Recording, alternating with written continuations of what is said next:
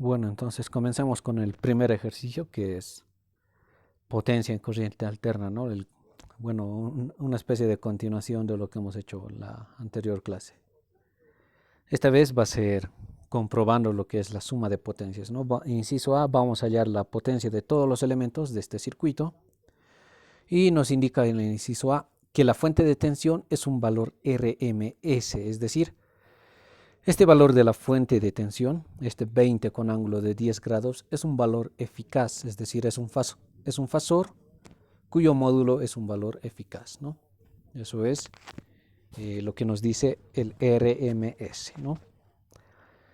Luego, inciso B me pide determina el factor de potencia de cada fuente. ¿Está bien? Tenemos dos fuentes, una de tensión y una de corriente, entonces el factor de potencia de cada una de ellas tenemos que indicar. Bien, pues no es un circuito muy complicado, ya todo nos da en función, bueno, en función de la frecuencia del circuito, ¿no? Todo expresado en función de la frecuencia, todas las resistencias y impedancias. Bien, entonces lo único que tenemos que hacer es emplear un método de solución. En este caso voy a emplear mallas, ¿no? Es un circuito sencillo, no hay por dónde perderse con las mallas, entonces inmediatamente me hago las corrientes de malla.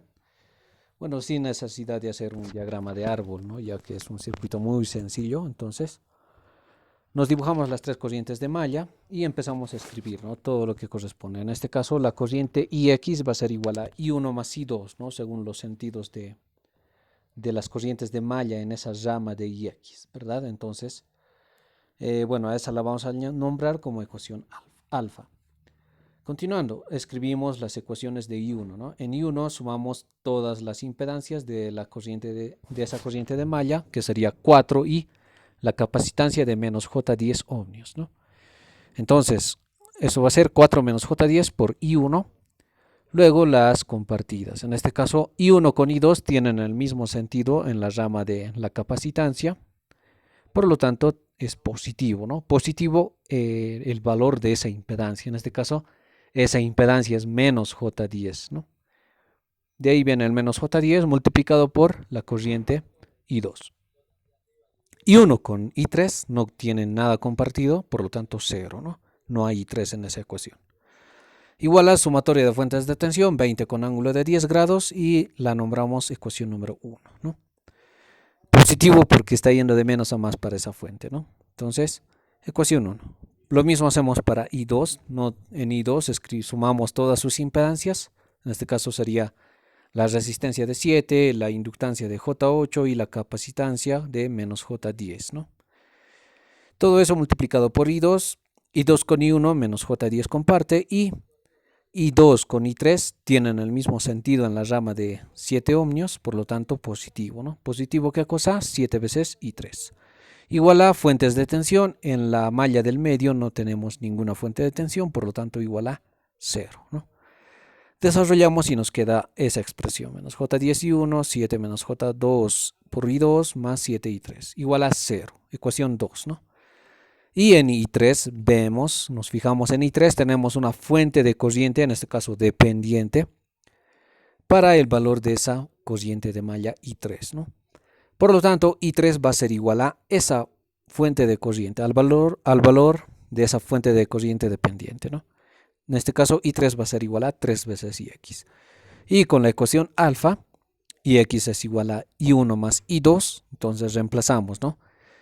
I3, que era 3 veces IX, reemplazamos, va a ser 3 veces I1 más I2.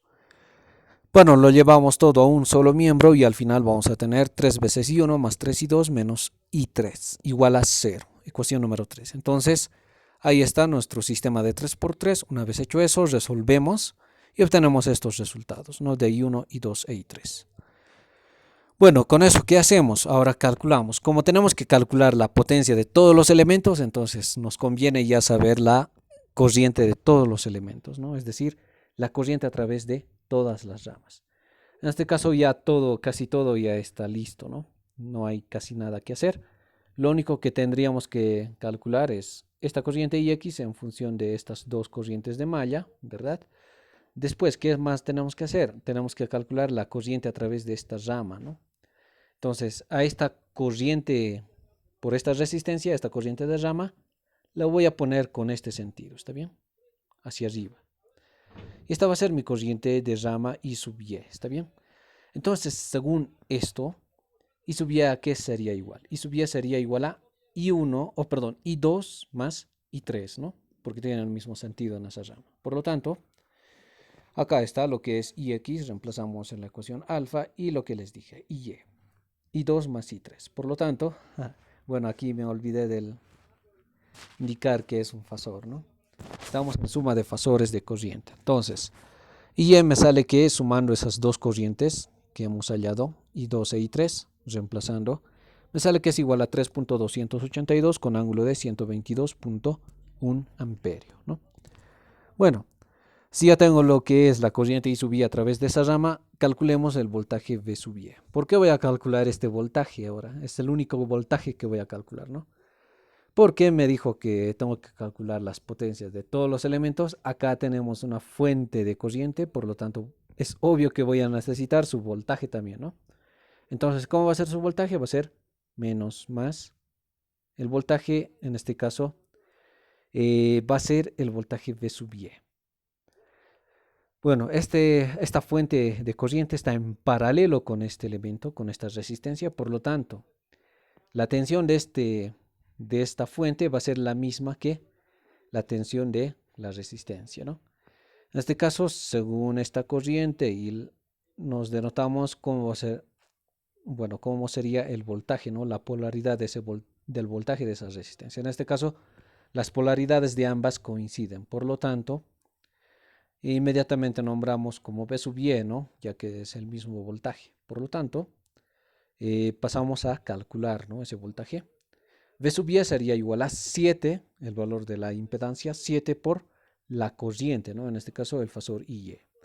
Por lo tanto, reemplazamos y V sub Y va a ser igual a 7 veces la corriente I sub Y, ¿no? Como dijimos. Reemplazamos el valor de I sub Y que hemos hallado anteriormente y encontramos este valor, ¿no? 22.974, ángulo de 122.1 grados para el voltaje V sub Y, ¿no? Bueno, ¿qué más podemos necesitar? Para esta fuente de tensión tenemos tanto su voltaje como su corriente, ¿no? La corriente que ya está calculada. Entonces, para la potencia de eso no vamos a tener ningún problema.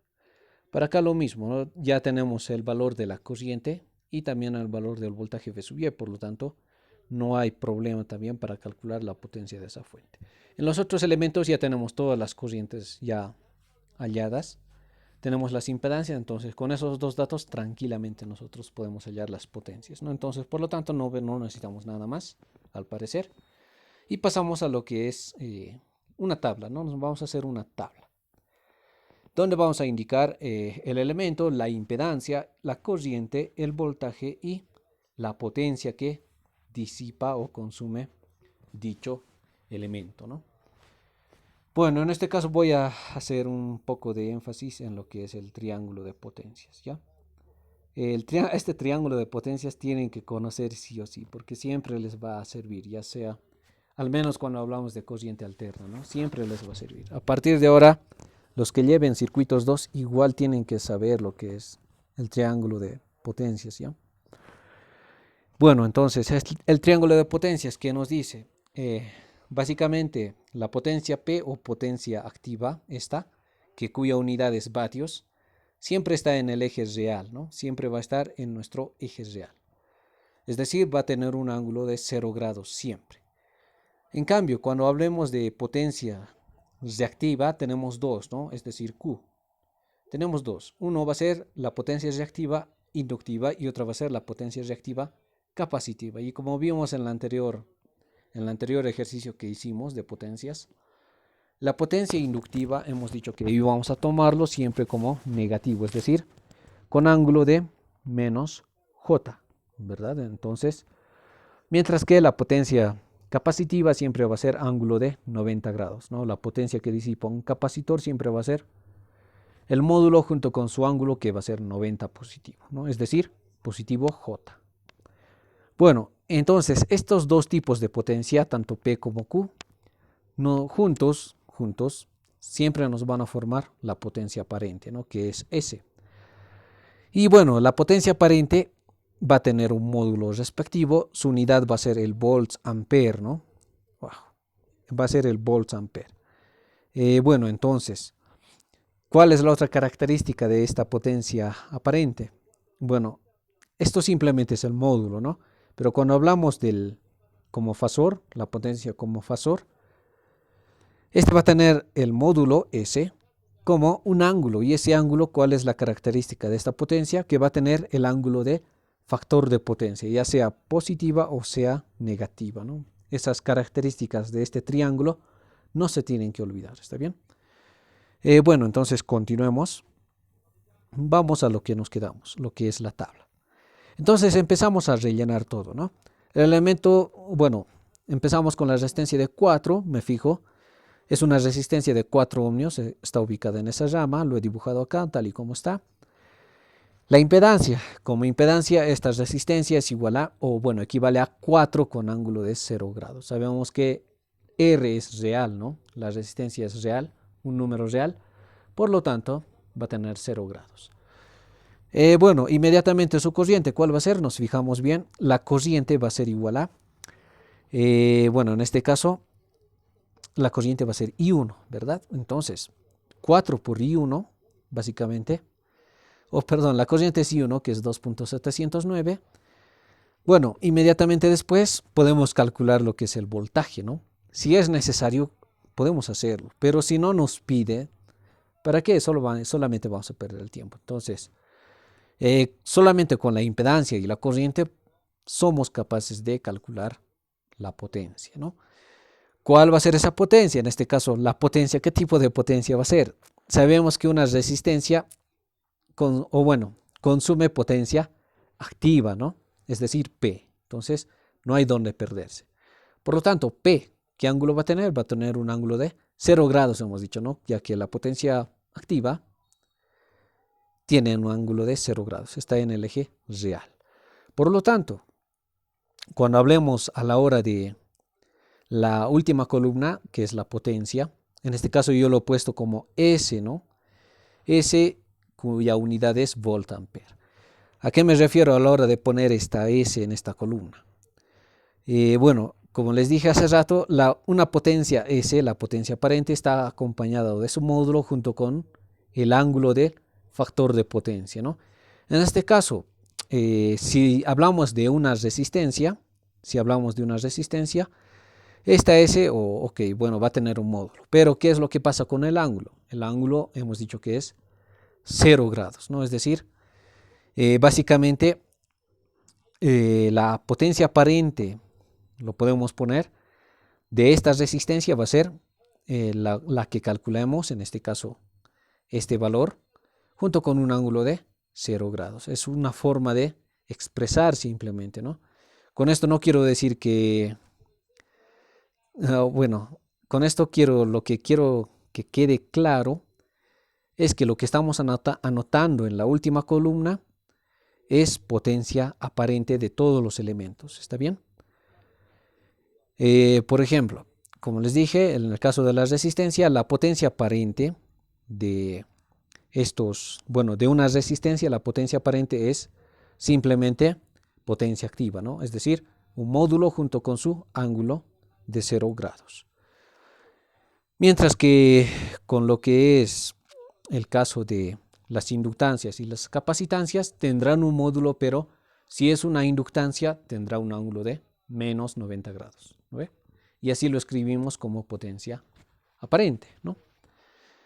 Bueno, si es una mezcla, si tenemos una resistencia en serie con una inductancia, pues ahí ya tendremos una potencia distinta, ¿no? Con un módulo y un ángulo distinto de 0 o 90 grados, dependiendo de los valores de estos dos elementos de resistencia e inductancia, ¿no? Lo mismo si es una resistencia junto con una capacitancia, etcétera, etcétera, etcétera.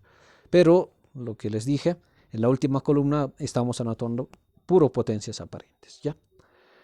Bueno, en este caso hacemos, ¿no? Ahora, ¿cómo calculamos la potencia aparente? Aquí tenemos fasor, aquí tenemos el número imaginario Z, ¿no? Aquí no hay necesidad de emplear lo que es S es igual a voltaje conjugada multiplicado por corriente, ¿no? Aquí no hay necesidad. ¿Por qué? Porque, como les dije, ¿no? El elemento es una resistencia, en este caso 4 ohmios. Ese elemento simplemente va a disipar P, ¿no? Una potencia activa, una potencia P, cuyo ángulo va a ser sí o sí siempre 0 grados. Entonces, no hay necesidad de meter o usar números imaginarios en su calculadora, ¿no? Simplemente agarran los módulos por la ley de Joule, ¿no? La ley de Joule, ¿qué les dice? Que el módulo de la potencia S es igual a el módulo del voltaje al cuadrado multiplicado por, dividido entre la impedancia en este caso, ¿no? Como también Z o impedancia, el módulo de la impedancia multiplicado por la corriente, o el módulo de la corriente al cuadrado, ¿no? En este caso, ¿cuál vamos a usar? Estamos en mallas, por lo tanto, vamos a conocer casi todas las corrientes. Entonces utilizamos la última expresión, ¿verdad? Entonces simplemente lo que tenemos que hacer es reemplazar en esta expresión, en la última. Para hallar la potencia S, ¿qué es lo que hago?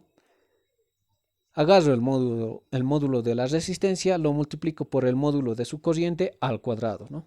Eso me va a dar 29.355. En cuanto al ángulo, ojo, en esta expresión que les acabo de dar anteriormente, simplemente es módulos. Ahora, si yo quiero anotarlo como S, como fasor, es decir, esa potencia como fasor, tendremos que anotar ese módulo junto con el ángulo. ¿El ángulo qué va a ser? Hemos dicho, como es una potencia P activa de una resistencia, el ángulo siempre va a ser 0. Entonces, no hay donde perderse. Siempre que calculemos la potencia de una resistencia, esa potencia va a tener un ángulo de 0 grados. Pasemos ahora a lo que es la capacitancia. Esta capacitancia de valor menos J10, ¿no? Lo metemos como, su impedancia. ¿Cuánto va a ser? La impedancia en números, en coordenadas polares sería 10 con ángulo de menos 90 grados, ¿no?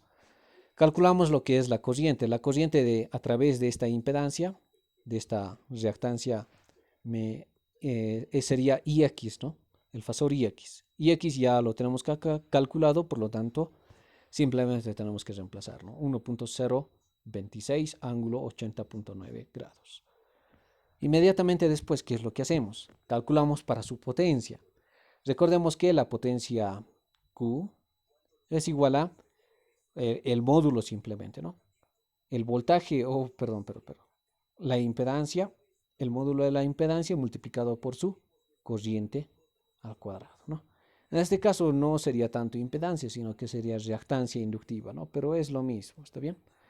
En este caso, a ver, reemplacemos. Simplemente tenemos que emplear esa ecuación de módulos, ¿no? No hay por qué complicarse con multiplicación de fasores. Entonces, agarro este módulo, lo multiplico, obtengo este valor.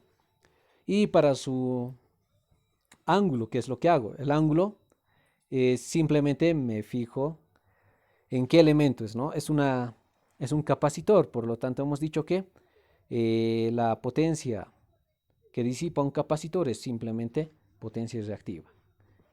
Esa potencia reactiva va a estar con un ángulo de positivo 90 grados, ¿no? Entonces, como ya tengo el módulo, simplemente como es un capacitor, su ángulo será 90 grados de su potencia, ¿no? Y así de simple, ¿está bien? Así de simple. Continuamos con la inductancia. Igual. Anotamos el valor de la inductancia. ¿Qué valor tiene como impedancia? En coordenadas polares, 8 con ángulo de 90 grados. Vemos qué corriente tiene, en este caso sería la corriente de malla I2, ¿no? Simplemente la corriente de malla I2 para este elemento. Por lo tanto, utilizamos esa corriente, la corriente de malla I2, multiplicamos ambos módulos, simplemente los módulos, es decir, 8 por este módulo al cuadrado, ¿no? 2.245 al cuadrado, y obtenemos lo que es la potencia 40.32, ¿no? Ahora, el ángulo, estamos hablando de una inductancia. Las inductancias en el triángulo de potencias sabemos que van a tener un ángulo menos J. Eso quiere decir menos 90 grados, ¿no? Por lo tanto, simplemente como es una inductancia, directamente ya el ángulo de esa potencia va a ser menos 90 grados, no hay donde perderse, ¿no? Lo mismo hacemos con la resistencia de 7 ohmios como impedancia con su, bueno, en formato polar, sería 7 con ángulo de 0 grados. Tenemos la corriente I sub Y, que acabamos de decir anteriormente, esa va a ser la corriente por esa rama. Y lo mismo, ¿no? Hacemos lo mismo, calculamos la potencia, que va a ser igual a el módulo de la impedancia, 7 multiplicado por el módulo de la corriente al cuadrado, ¿no? Todo eso me va a dar un resultado de 75.401 con un ángulo de, es una resistencia, su potencia tendrá 0 grados de ángulo, ¿no? Bueno, todo eso acabamos de los ángulos de cada elemento, lo vimos en la anterior clase, ¿no? Espero que no hayan dudas, por lo menos ahí. Pasamos a la que son las fuentes. Tenemos el elemento que es una fuente de 20 con ángulo de 10 grados en voltios. Impedancia, no tiene ninguna impedancia, entonces tachamos esa columna. Corriente, ¿qué corriente es? A ver, en esta fuente de tensión de 20 con 10 grados tenemos la corriente de malla I1, ¿no? Presente en esa rama, por lo tanto su corriente será I1. Esto va a ser igual a 2.709 ángulo de 28 grados, ¿no? En la columna de voltajes aquí sí es necesario llenarlo, ¿no? Ya que tenemos el voltaje de 20 con ángulo de 10 grados. Para la potencia, aquí sí ya tenemos que hacer. Para las fuentes sí o sí ya tenemos que utilizar esto de acá, que es el modo fasorial, ¿no? En este caso, lo que hacemos es, la potencia S de esta fuente va a ser igual a esto de acá, ¿no? El voltaje conjugado, en este caso, el voltaje conjugado, ojo con eso, multiplicado por el fasor de la corriente. Entonces hacemos eso, ¿no? El voltaje conjugado, si mi voltaje es 20 con ángulo de 10 grados, entonces acá tendrá que entrar como 20 con ángulo de menos 10, ¿no? Ese sería el conjugado de este número 20 con ángulo de 10. A esta la tengo que multiplicar esta corriente de acá.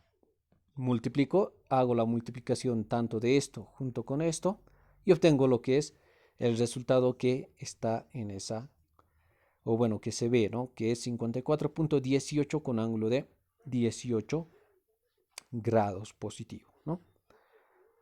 Bueno, ya tenemos la potencia aparente de la primera fuente. Pasemos a la segunda fuente. Bien, acá hemos dicho que es una fuente de corriente, ¿no? Bien, si bien el valor, bueno, la corriente de esta fuente va a ser, en este caso, 3 veces Ix, ¿no? Bueno, tenemos calculado, ojo, Ix, ¿no? Si nosotros agarramos, bueno, si nosotros agarramos lo que es ya sea esto o esto, es decir, si nos fijamos bien en el circuito, acá, la corriente a través de esta fuente de corriente es la corriente de malla I3, ¿no?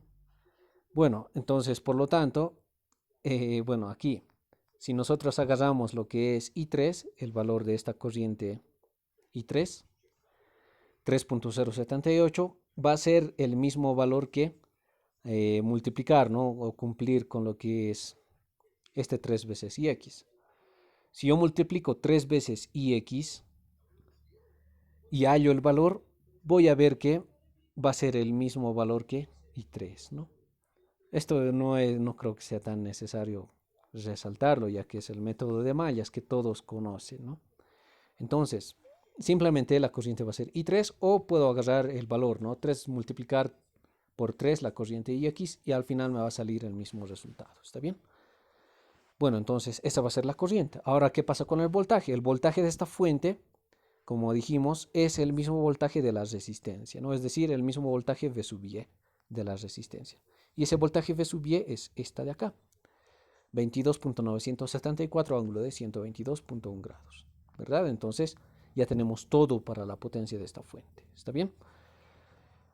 Ok, acá hacemos lo mismo que hemos hecho para la anterior fuente, es decir, tenemos que agarrar esta ecuación, ¿no? Para su potencia aparente, es decir, S de esta fuente va a ser igual a su voltaje conjugado, es decir, esta va a tener un valor de 22.974 con ángulo de, si era 122, va a ser menos 122.1 grados, ¿no? Este es el conjugado, a este le multiplico, ¿qué cosa? Le multiplico esta corriente, ¿no? Este fasor por este otro fasor de corriente me va a dar lo que es este valor que tengo aquí anotado en la pizarra, que es 70.714 con ángulo de menos 41.2 grados. Les va a salir ese valor si reemplazan en su calculadora. ¿Está bien? Bueno, entonces ya tenemos todas las potencias, ¿verdad? Tenemos todas las potencias calculadas. Ahora pasemos a lo que les dije. Vamos a lo que es la suma de potencias, ¿no? Bueno, la sumatoria de potencias, la energía no se crea ni se destruye, simplemente se transforma. Conservación de la energía, ¿no? Toda la potencia de un circuito, la suma de toda la potencia de todos los elementos, tiene que ser igual a cero, ¿no? Entonces veamos cómo se hace. Es lo mismo que lo que hicimos en corriente continua. Lo único que va a cambiar acá es que van a haber potencias reales y potencias imaginarias, ¿no? En este caso, vamos a hacer lo siguiente. Primeramente vamos a sumar la potencia de todas las fuentes, ¿no? Sumamos todas las potencias que hemos hallado anteriormente, pero simplemente de las fuentes. En este caso sería la potencia de la fuente 1, 54.18, más la potencia de la fuente 2, 70.714 con sus respectivos ángulos, ¿no? Es una suma directa, ¿no? Simplemente sumamos las potencias que nos salgan. Sumando las potencias vamos a tener un resultado de 108.901 con ángulo de menos 15.9 volts ampere, ¿no? Entonces, por una parte ya hemos calculado lo que es las potencias de las fuentes, por otra parte tenemos que calcular, o bueno, sumar todas las potencias de las cargas, en este caso los elementos pasivos, ¿no? Resistencias, capacitancias y inductancias. Entonces sumamos todas estas potencias, las cuatro potencias, y vamos a obtener que el resultado, van a ver que le sale 108.91, ángulo de menos 15.9 grados. ¿Qué unidades? Es una potencia aparente, ¿no? Acá en la sumatoria de todos estos elementos estamos mezclando potencias activas, es decir, de resistencias, más potencias reactivas de capacitancias e inductancias, ¿no? Entonces, la potencia resultante total va a ser de las cargas una potencia aparente, ¿no? Entonces, el ángulo va a ser distinto de 0 o 90 grados, ¿verdad? Va a tener un ángulo dependiendo de cada uno de esos valores. En este caso nos sale 108.91, ángulo de menos 15.9 grados. Por lo tanto, la suma de potencias, ustedes ya saben, va a ser igual a sumatoria de fuentes menos sumatoria de potencias de carga, ¿no? Hacemos la diferencia de esos dos valores y verificamos, ¿no?, que la potencia en sí, si bien no nos sale lo que debería de salirnos, es decir, 0 con ángulo de 0 grados, fíjense en este valor, es 0.009 con un ángulo de 164.1 grados, ¿no? Acá es donde hay que tomar la importancia, es el módulo, ¿no? El ángulo no va a ser muy importante, ya que si el módulo es bastante insignificante, es próximo a cero, básicamente se puede considerar que la sumatoria de potencias es igual a cero, ¿no? Ahora, en cuanto al ángulo, no siempre nos va a salir 0 grados, ¿está bien? En este caso nos sale 164.1 grados, pero imagínense tener un módulo, si hacemos una gráfica de potencias, imagínense dibujar en esa gráfica de potencias 0.009 al lado de este valor de 108.91 y el otro valor de las otras potencias de las fuentes, ¿no? Entonces es un valor prácticamente insignificante, es decir, cero, ¿no? Y si tenemos un fasor de módulo cero, prácticamente se puede considerar que es cero con ángulo de 0 grados. ¿Está bien? Entonces vean que la potencia, bueno, la sumatoria de potencias se cumple acá, ¿ya? En corriente alterna siempre se cumple también, igual que en corriente continua. Bien, entonces ahora pasemos a lo que es la parte del inciso B, ¿no? El inciso B me pide el factor de potencia de ambas fuentes. Entonces, ¿qué es lo que tengo que hacer acá? Simplemente reemplazar lo que sabemos, ¿no? El ángulo de factor de potencia de cualquier elemento es igual a el ángulo de su corriente menos el ángulo de su voltaje. En este caso, de la fuente 1 nos fijamos El ángulo de su corriente es 28 grados, reemplazamos, menos el ángulo de su voltaje es 10 grados, entonces 28 menos 10, 18 grados.